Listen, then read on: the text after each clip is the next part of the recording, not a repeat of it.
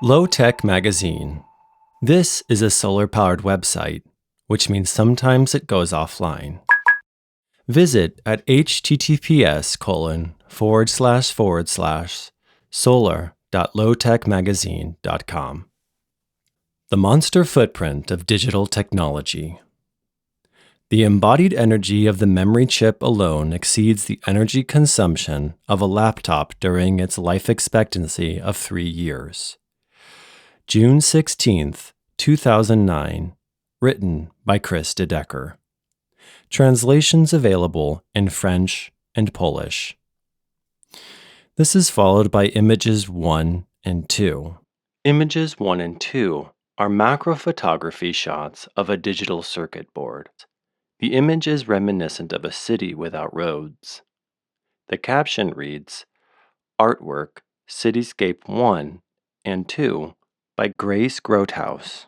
Unless otherwise specified, all other captions for the remaining images are duplicates of the caption just read. Continuing on.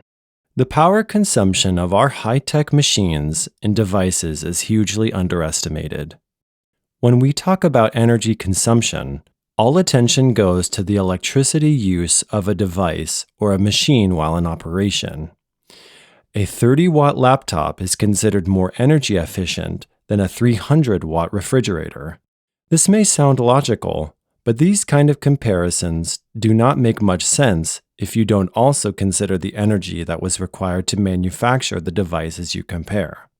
This is especially true for high-tech products, which are produced by means of extremely material and energy-intensive manufacturing processes. How much energy do our high-tech gadgets really consume?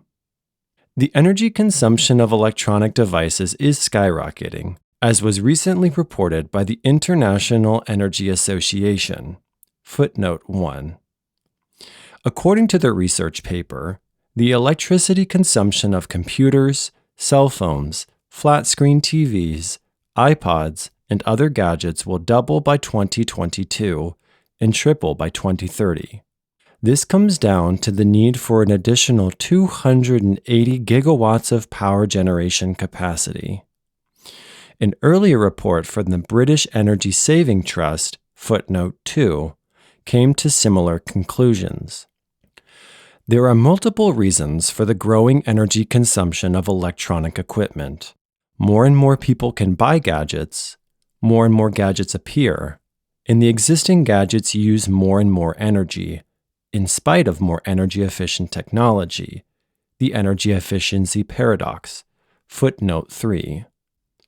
The 180-watt laptop.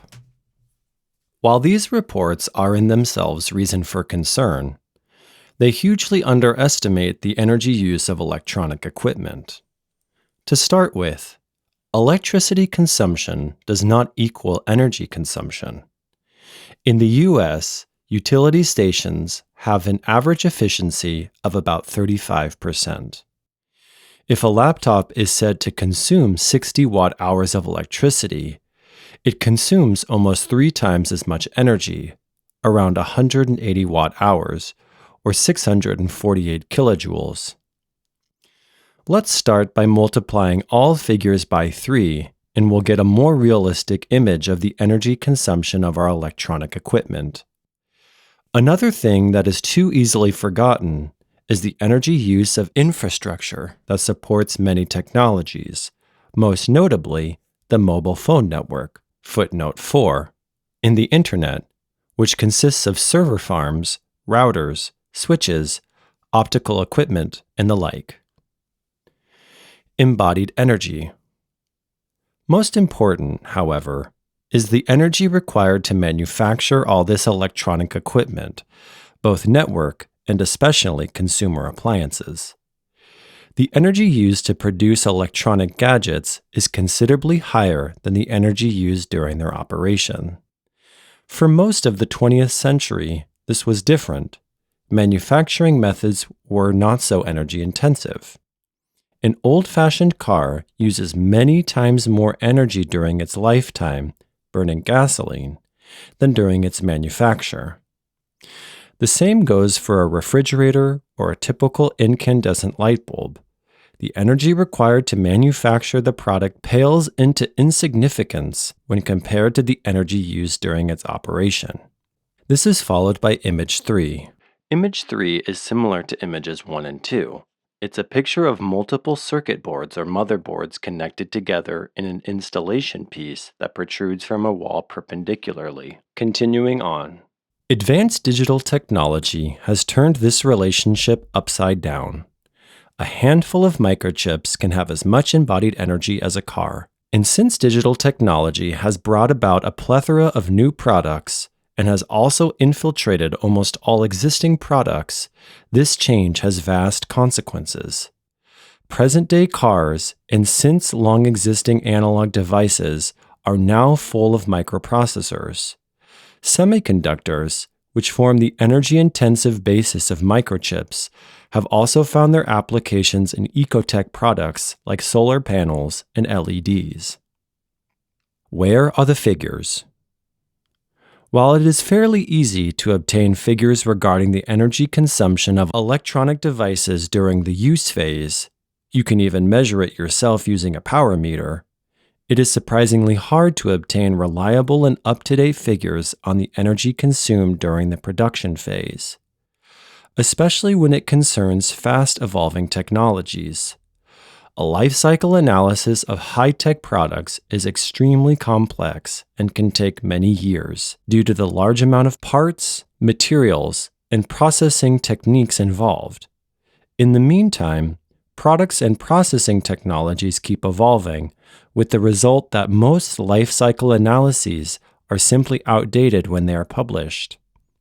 This is followed by a reiterated quotation which states, "The embodied energy of the memory chip alone already exceeds the energy consumption of a laptop during its life expectancy of 3 years." Continuing on. For more recent and emerging technologies, life cycle analyses simply do not exist. Try looking for a research paper that calculates the embodied energy of a light-emitting diode, LED, a lithium-ion battery, or any device full of electronics meant to save energy. You won't find it. And if you do, please let me know. Embodied energy of a computer. The most up-to-date life cycle analysis of a computer, footnote 5, dates from 2004 and concerns a machine from 1990. It concluded that while the ratio of fossil fuel use to product weight is 2:1 for most manufactured products, you need 2 kilograms of fuel for 1 kilogram of product. The ratio is 12:1 for a computer. You need 12 kilograms of fuel for 1 kilogram of computer. Considering an average life expectancy of 3 years, this means that the total energy use of a computer is dominated by production, 83%, or 7,329 megajoules, as opposed to operation, 17%. Similar figures were obtained for mobile phones. Footnote 6. This is followed by image 4. Image 4 is another picture of several motherboards or circuit boards cut into various organic shapes and fitted together. Continuing on. While the 1990 computer was a desktop machine with a CRT monitor, many of today's computers are laptops with an LCD screen. At first sight, this seems to indicate that the embodied energy of today's machines is lower than that of the 1990 machine because much less material, plastics, metals, glass, is needed. But it is not the plastic, the metal, and the glass that makes computers so energy intensive to produce. It's the tiny microchips, and present-day computers have more of them, not less. 100 years of manufacturing. The energy needed to manufacture microchips is disproportional to their size.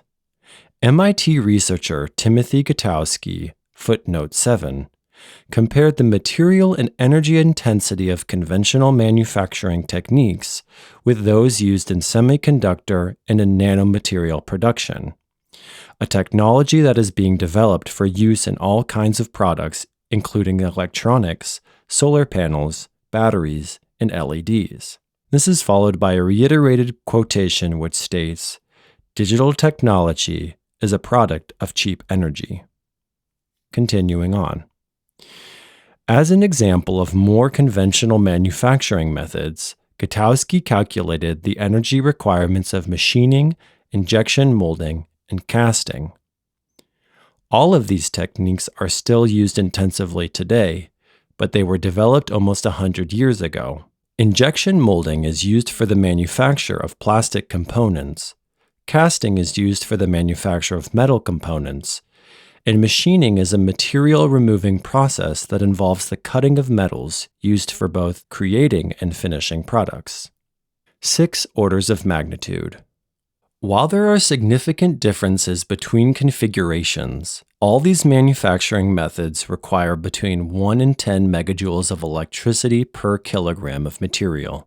This corresponds to 278 to 2,780 watt-hours of electricity per kilogram of material. Footnote 8. Manufacturing a 1 kilogram plastic or metal part thus requires as much electricity as operating a flat-screen television for 1 to 10 hours if we assume that the part only undergoes one manufacturing operation.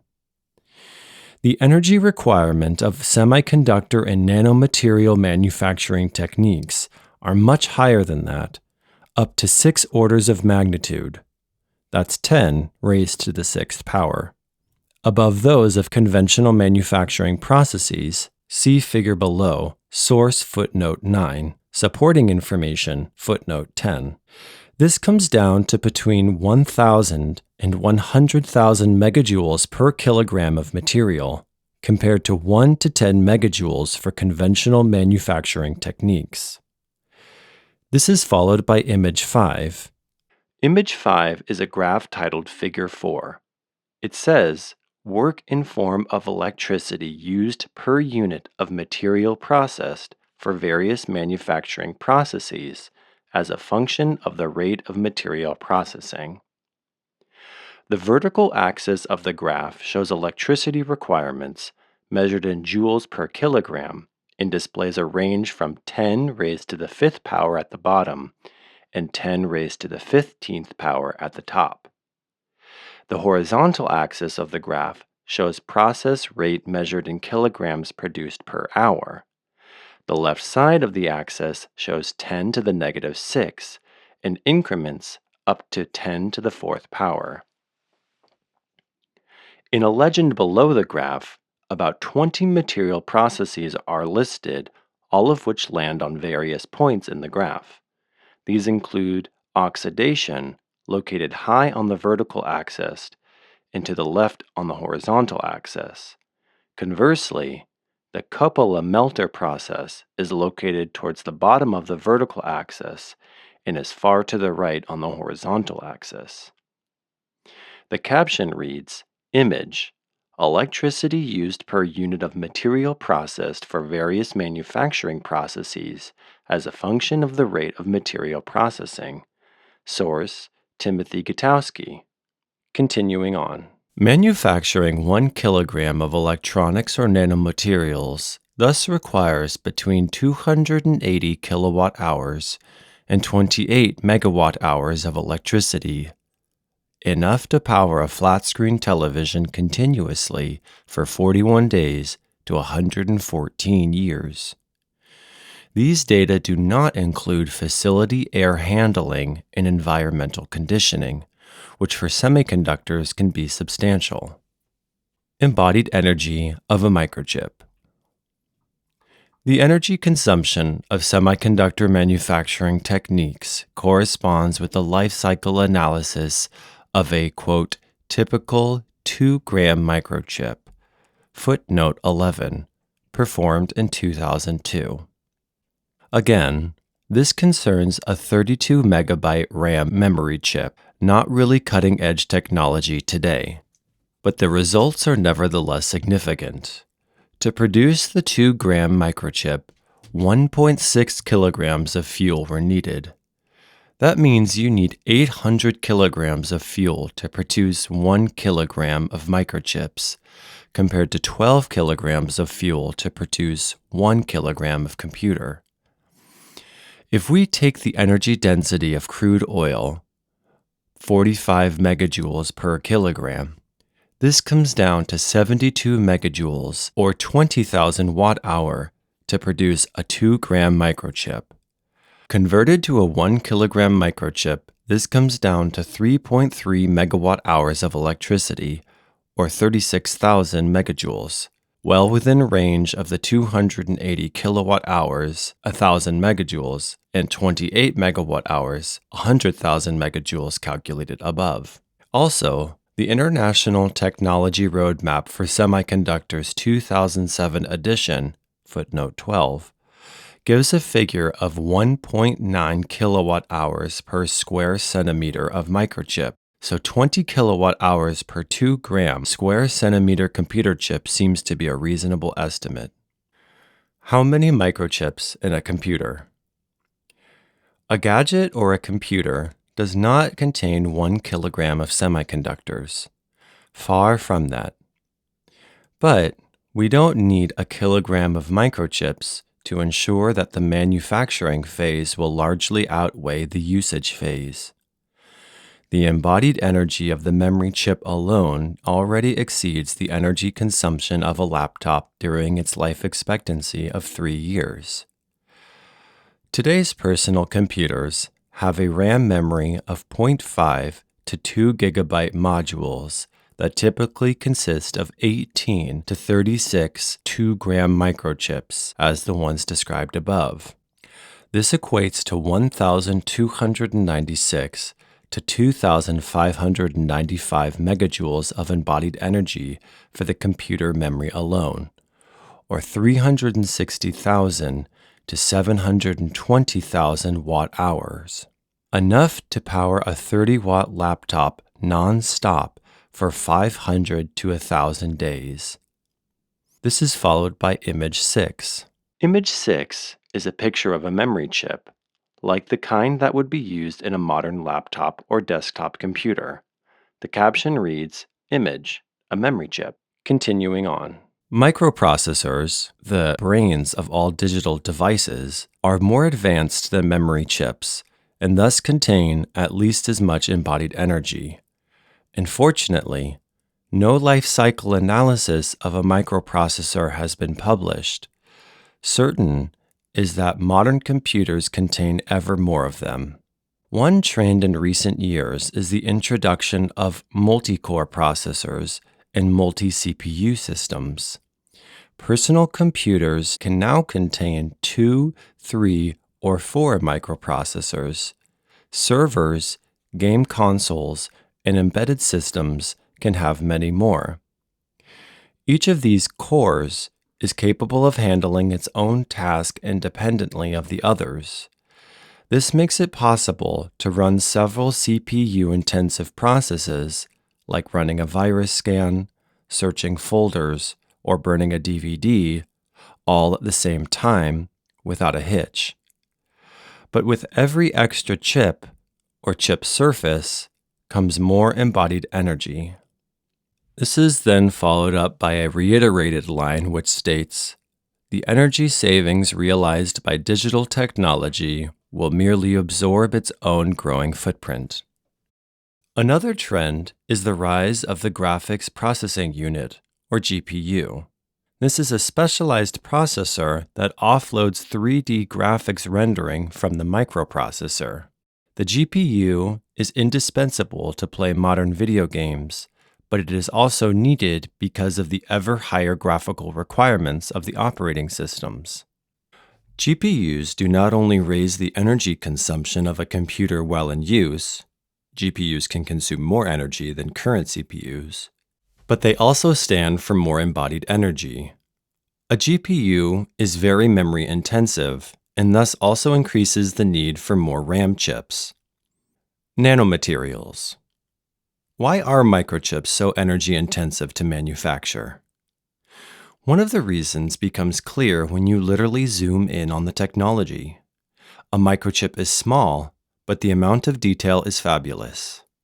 A microprocessor the size of a fingernail can now contain up to 2 billion transistors. Each transistor less than 0.00007 millimeters wide. Magnify this circuit, and it becomes a structure as complex as a sprawling metropolitan city. This is followed by image number 7. Image 7 is another image of a cut-up overlapping circuit board. They are cut and fitted in a waving pattern reminiscent of fish scales. Continuing on. The amount of materials embedded in the product might be small, but it takes a lot of processing and thus machine energy to lay down a complex and detailed circuit like that. While the energy requirements of machines used for semiconductor manufacturing are similar to those used for older processes like injection molding, the difference lies in the process rate.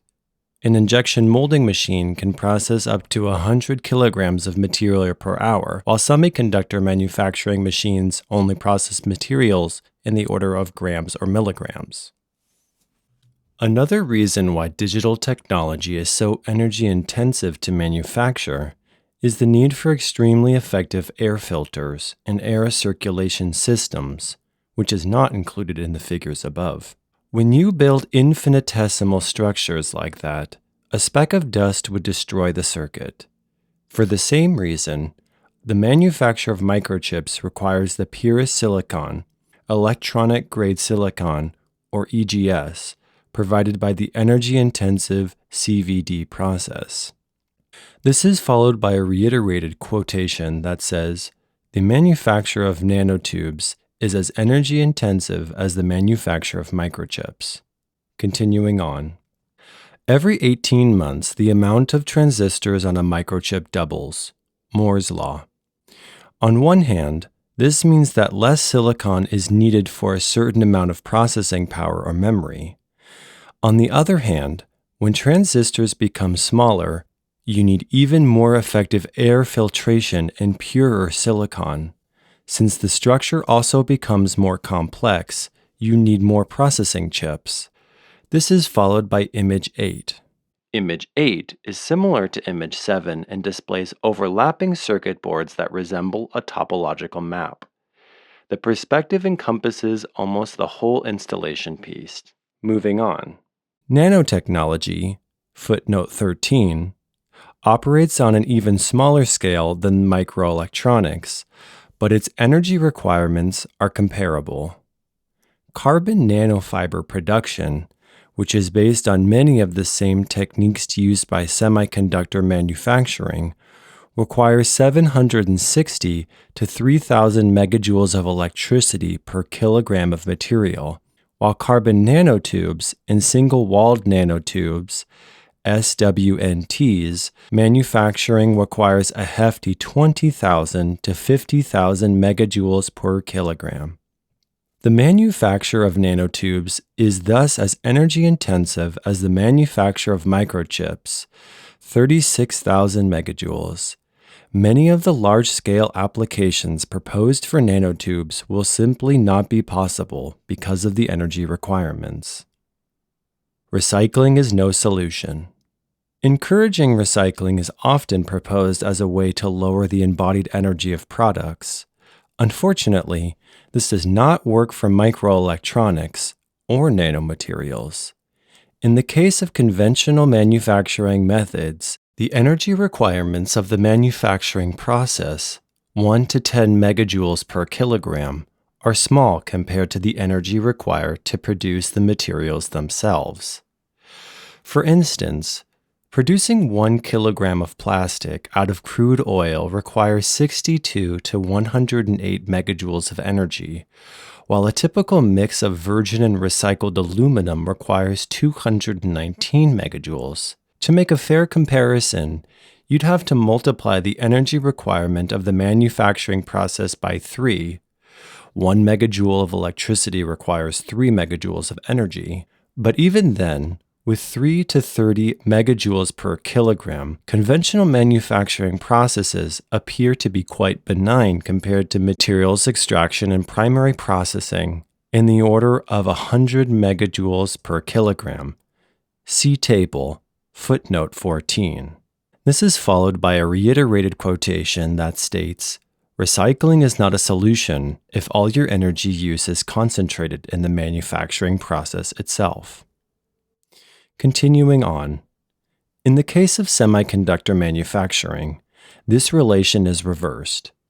While it takes 230 to 235 megajoules of energy to produce 1 kilogram of silicon, already quite high compared to many other materials, chemical vapor deposition, an important step in the semiconductor manufacturing process, requires about 1,000 megajoules of electricity and thus 3,000 megajoules of energy per kilogram. That is 10 times more than the energy consumption of the material extraction and primary processing. In the case of conventional manufacturing techniques, the use of recycled material is an effective way to lower overall energy use during manufacture. In the case of semiconductors, it is not. Recycling is not a solution for energy consumption if all your energy is concentrated in the process itself. This is followed by images 9, 10, 11, and 12. Images 9, 10, 11, and 12 are all various detail shots of the same motherboard collage artwork seen from various perspectives. Moving on. This does not mean that the manufacture of microchips does not require materials. In fact, producing microchips and nanomaterials is also more intensive than the manufacture of conventional products, by the same orders of magnitude. However, this concerns auxiliary materials which are not incorporated into the product. For example, the embodied energy of the input cleaning gases in the CVD process, not included in the figures above, is more than 4 orders of magnitude greater than the product output. Furthermore, these gases have to be treated to reduce the reactivity and possible attendant pollution. Gutowski writes, if this is done using point-of-use combustion with methane, the embodied energy of the methane alone can exceed the electricity input. The benefits of digital technology.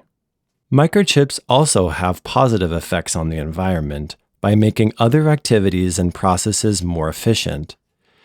This is the subject of a publication by the Climate Group, an initiative of more than 50 of the world's largest companies. Footnote 15. The report, Smart 2020, Enabling the Low-Carbon Economy in the Information Age, footnote 16, confirms the findings of other studies regarding the electricity use of electrical equipment, but also calculates the benefits. According to Smart 2020, the emissions from the information and communications technology, including the energy use of data centers, which the IEA report does not include, will rise from 0.5 gigaton CO2 equivalents in 2002 to 1.4 gigaton CO2 equivalents in 2020, assuming that the sector will continue to make the, quote, impressive advances in energy efficiency that it has done previously. By enabling energy efficiencies in other sectors, however, ICT could deliver carbon savings 5 times larger, 7.8 gigaton CO2 equivalents in 2020. This is followed by a reiterated quotation which states, addressing technological obsolescence would be the most powerful approach to lower the ecological footprint of digital technology. Moving on. These benefits are smart grids, 2.03 gigatons, smart buildings, 1.86 gigatons, smart motor systems, 970 megatons, dematerialization and substitution by replacing high-carbon physical products in activities such as books and meetings with virtual low-carbon equivalents such as electronic commerce, electronic government, video conferencing, 500 megatons, and smart logistics, 225 megatons.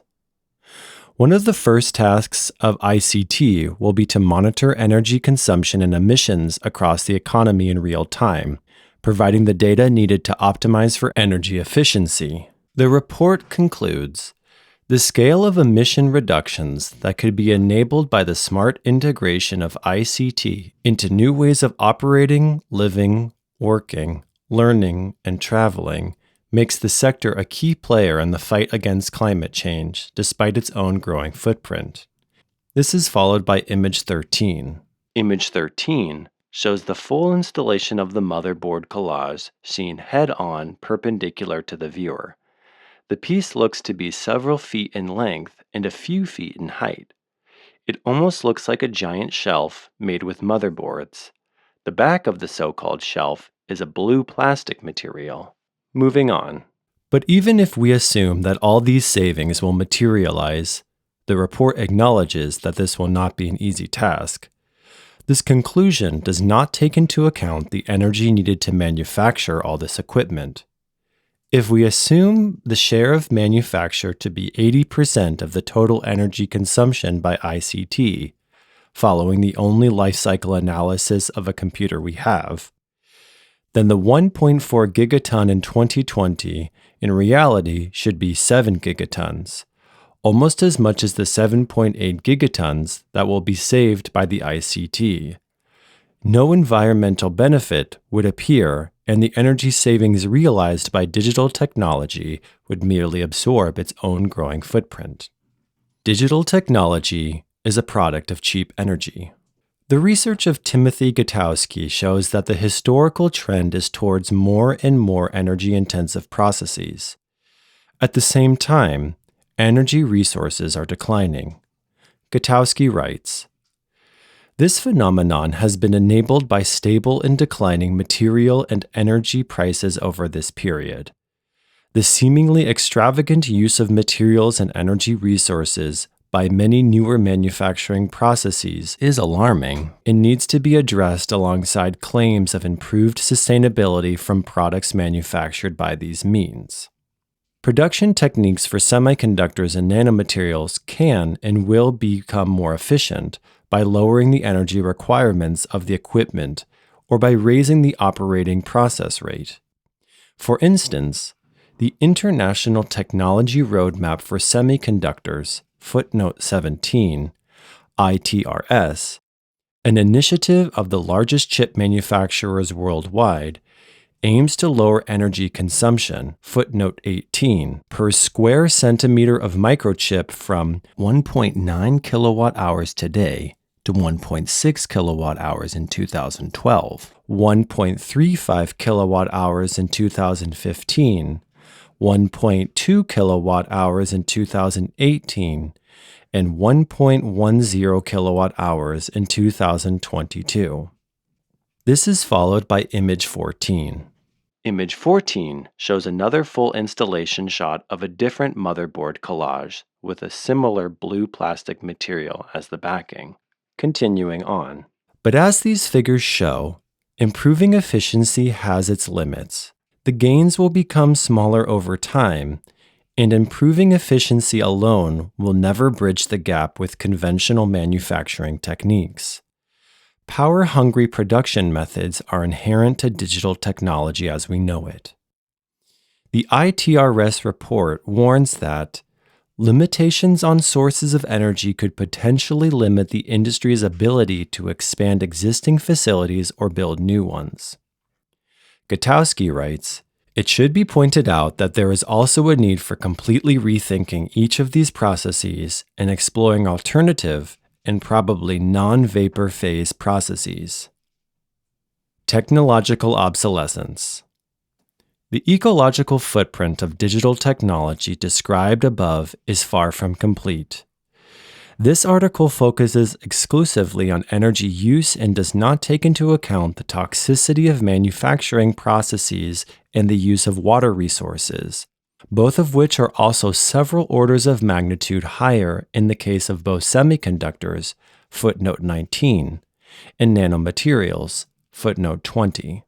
To give an idea, most water used in semiconductor manufacturing is ultra-pure water, UPW, which requires large additional quantities of chemicals.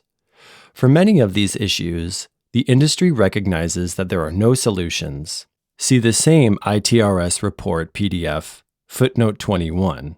There are also problems of waste, footnote 22, and war, footnote 23. Last but not least, the energy-intensive nature of digital technology is not due only to energy-intensive manufacturing processes. Equally as important is the extremely short life cycle of most gadgets. If digital products would last a lifetime, or at least a decade, embodied energy would not be such an issue. Most computers and other electronic devices are replaced only after a couple of years, while they are still perfectly workable devices. Addressing technological obsolescence would be the most powerful approach to lower the ecological footprint of digital technology. Artwork by Grace Grothaus. More information on manufacturing methods. Footnote 24. This concludes the main portion of the article reading from this article, The Monster Footprint of Digital Technology. This was a production of Uisce Studio, with audio engineering assistance from Ford Wind Sound. This article was a community reading and is not a production of Low Tech Magazine.